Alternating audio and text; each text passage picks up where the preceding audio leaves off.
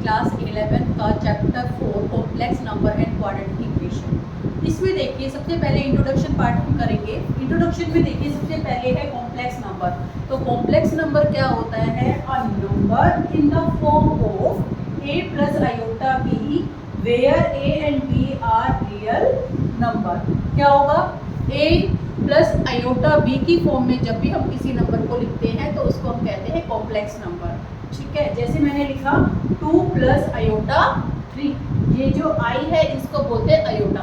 ठीक है, complex number में 2 प्लस आयोटा 3 ये हमारे पास क्या आ गया? एक कॉम्प्लेक्स नंबर है। अब इसकी जनरल इक्वेशन की अगर मैं बात करूं तो कॉम्प्लेक्स नंबर में जनरल इक्वेशन होती है z। कॉम्प्लेक्स नंबर को हम z से रिप्रेजेंट करते हैं।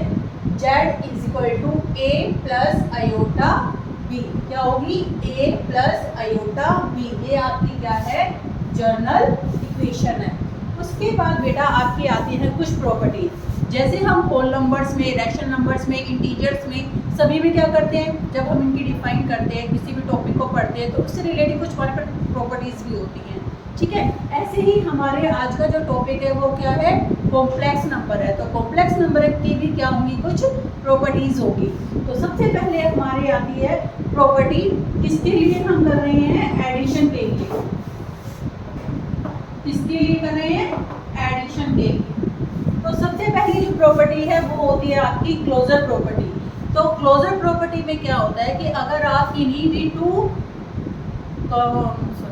जब भी आप किन्हीं भी टू कॉम्प्लेक्स नंबर्स को ऐड अप करेंगे तो आपके पास क्या आएगा? एक कॉम्प्लेक्स नंबर आता है। ठीक है, जैसे मैं ले रही हूँ एक z1, मैंने एक कॉम्प्लेक्स नंबर लिया, एक मैंने z1 कॉम्प्लेक्स नंबर लिया, एक मैंने z2 कॉम्प्लेक्स नंबर लिया।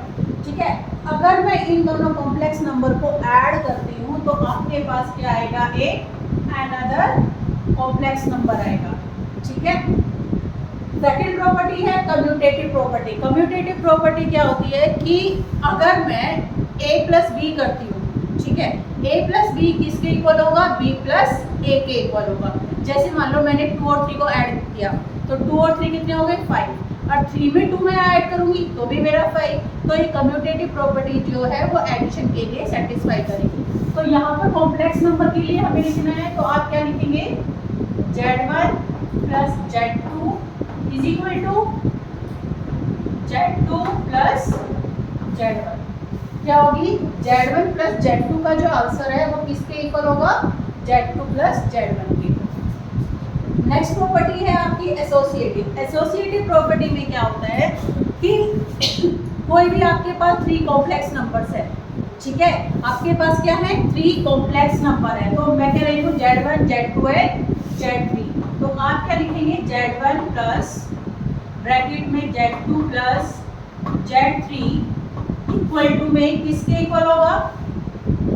z1 प्लस z2, इसको आप ब्रैकेट में डालेंगे, प्लस z3।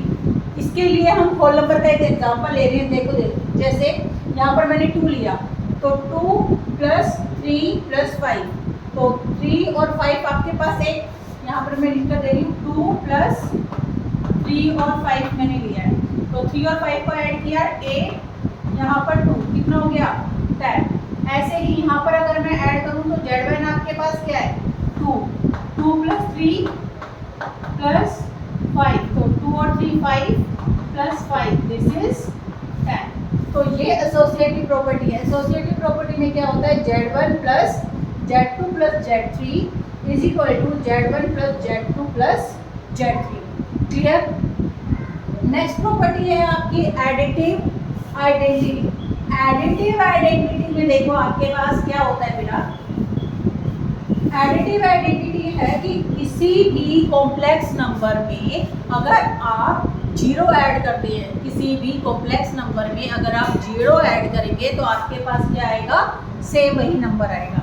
ठीक है, मैंने एक z1 कोई कॉम्प्लेक्स नंबर लिया, इसमें मैंने क्या किया? 0 ऐड किया तो आपके पास क्या होगा? z1 ही होगा, same integer same complex number आएगा। ठीक है, उसके बाद है एडिटिव इनवर्स। एडिटिव इनवर्स में होता है कि अगर आपका कोई भी पॉजिटिव कॉम्प्लेक्स नंबर है तो उसका आपको नेगेटिव रखना है। अगर नेगेटिव इनकॉम्प्लेक्स नंबर है तो उसको आप पॉजिटिव में कन्वर्ट कर देंगे, उसको हम कहते हैं एडिटिव इनवर्स। ठीक है, अब जब देखिए Z1 का एडिटिव इनवर्स अगर मैं कहूँ तो हम क्या लिखेंगे, माइनस का Z1। ठीक है, Z1 है, प्लस में क्या करना है, माइनस का Z1। क्यों? क्योंकि एडिटिव इनवर्स में मुझे इसका आंसर क्या चाहिए, 0 चाहिए। तो 0 कब आएगा मेरे पास, जब मैं इसको नेगेटिव साइन में रखूंगी। तो यहाँ पर मैं एक एग्जांपल बता रही हूँ, जैसे a प्लस आयोटा भी है, ये कॉम्प्लेक्स नंबर लिया। आपको क्या करना है, इसमें इसका एडिटिव इनवर्स में निकालूं तो मैं क्या करूंगी, इसको माइनस साइन में रखूंगी। माइनस में मैंने रखा तो a माइनस आयोटा b। तो आप देखिए a plus iota b plus minus minus a minus iota b। तो a पॉजिटिव है, a नेगेटिव है, ये कैंसिल आउट हो जाएगा। यहाँ पे iota b positive, iota b negative, तो ये भी मेरा माइनस होकर 0। तो इसको हम कहते हैं एडिटिव इनवर्स। पॉजिटिव का नेगेटिव, नेगेटिव का पॉजिटिव। नेक्स्ट है आपकी प्रॉपर्टीज है सब्ट्रैक्शन के लिए। Now pause the video and note it down. Next property है आपकी कॉम्प्लेक्स नंबर के लिए सब्ट्रैक्शन के लिए। सब्ट्रैक्शन में क्या होता है, अगर आप किन्हीं भी 2 कॉम्प्लेक्स नंबर्स को सब्ट्रैक्ट करेंगे तो भी आपके पास क्या आएगा, कॉम्प्लेक्स नंबर ही आएगा। तो सब्ट्रैक्शन में आपकी क्लोजर प्रॉपर्टी सेटिस्फाई करती है। ठीक है, देखिए जब भी आप किन्हीं भी 2 कॉम्प्लेक्स नंबर को माइनस करेंगे तो आपके पास क्या होगा बेटा, एक कॉम्प्लेक्स नंबर ही आएगा। तो ये सब्ट्रैक्शन में सेटिस्फाई करती है। उसके बाद कम्यूटेटिव प्रॉपर्टी है। कम्यूटेटिव प्रॉपर्टी में क्या कहता है कि कोई भी 2 कॉम्प्लेक्स नंबर है, ठीक है, उनके प्लेसेस अगर मैं चेंज भी कर दूं तो उनके आंसर सेम आने चाहिए। कम्यूटेटिव प्रॉपर्टी में ये होता है। तो क्या कम्यूटेटिव प्रॉपर्टी जो है वो सब्ट्रैक्शन के लिए सेटिस्फाई करेगी? एक छोटा सा एग्जांपल ले लेती हूँ, 2 और 3 का ही। 2 और 3 को माइनस में करती हूँ तो मेरे पास आता है माइनस का 1, और 3 में से 2 मैं माइनस करूँ तो मेरे पास आएगा पॉजिटिव 1। तो क्या -1 पॉजिटिव 1 के इक्वल हो सकता है? पॉसिबल ही नहीं है। ठीक है, तो ये कम्यूटेटिव जो प्रॉपर्टी है वो सब्ट्रैक्शन पर सेटिस्फाई नहीं करती है। ऐसे ही आपकी एसोसिएटिव प्रॉपर्टी भी सेटिस्फाई नहीं करेगी। एडिटिव इनवर्स होता नहीं है, ये सब नहीं है। ठीक है, उसके बाद आती है आपकी मल्टीप्लिकेशन के लिए। मल्टीप्लिकेशन में देखिए सबसे पहले सेम क्लोजर प्रॉपर्टी है कि भी 2 कॉम्प्लेक्स नंबर को जब आप मल्टीप्लाई करेंगे तो आपके पास एक कॉम्प्लेक्स नंबर आता है। देखो Z1 को अगर मैं Z2 से मल्टीप्लाई करूं तो मेरे पास क्या आएगा, Z3 कोई कॉम्प्लेक्स नंबर होगा। जैसे मैंने 2 और 3 को मल्टीप्लाई किया तो मेरे पास क्या आया, 6। तो ये क्या है, एक कॉम्प्लेक्स नंबर हो गया। ठीक है, सॉरी ये होल नंबर हो गया। उसके बाद है कम्यूटेटिव प्रॉपर्टी। कम्यूटेटिव प्रॉपर्टी में तो आपकी सेटिस्फाई नहीं हो सकती, होगी, चेक कर लेते हैं। Z1 और Z2 का प्रोडक्ट और Z2 और Z1 का प्रोडक्ट क्या इक्वल होगा? ऑब्वियस है, इक्वल होगा। अगर मैं यहाँ पर 2 रखूँ, यहाँ पे 3 रखूँ तो 2 3 जा 6 और 3 2 जा 6। ये सेटिस्फाई कर रही है कम्यूटेटिव प्रॉपर्टी। उसके बाद है आपकी एसोसिएटिव। एसोसिएटिव प्रॉपर्टी में क्या होगा, Z1 into Z2 Z3 equal to में Z1 Z2 का प्रोडक्ट टू Z3 सेटिस्फाई करेगी। देखो यहाँ पर आपने 2 लिया, यहाँ पे 3 लिया, यहाँ पे 6 लिया। चलो 2 3 को ही ले लेते हैं हम। 2 3 जा 6, 6 1 जा 6, 2 1 जा 2, 2 3 जा 6। तो ये भी आपकी सेटिस्फाई कर रही है। तो एसोसिएटिव प्रॉपर्टी आपकी सेटिस्फाई कर रही है।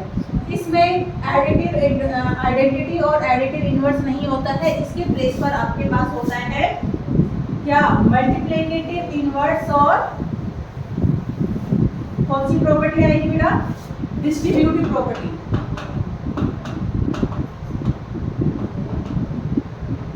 डिस्ट्रीब्यूटिव प्रॉपर्टी में देखो क्या होता है कि आपके पास डिस्ट्रीब्यूटिव प्रॉपर्टी है मल्टीप्लिकेशन की, अंडर एडिशन और अंडर सब्ट्रैक्शन। मल्टीप्लिकेशन में